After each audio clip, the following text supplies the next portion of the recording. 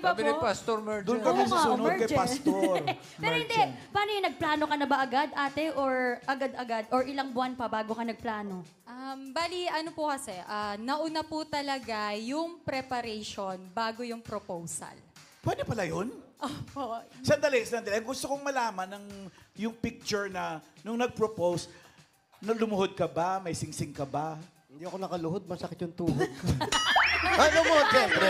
Lumuhod. Injured nga pala to. May sing-sing akong dala. Talaga? Saan mo ginawa to? Sa Boracay din.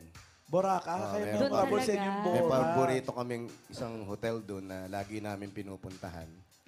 Tapos, doon ko na pinlano lahat. May idea ka ba na magpo-propose siya during that time sa Boracay?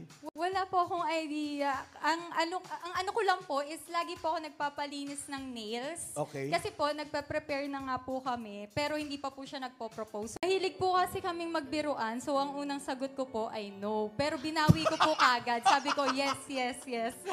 Yung pag si Mayor, sabi nga kanina po, di ba, Mr. Universe si Mayor, mapapa-yes ka talaga. Pero Mayor, pag ganyan, nang nababalitaan ko kasi, kapag may ikinakasal, lahat ng preparation, babae ang gumagawa.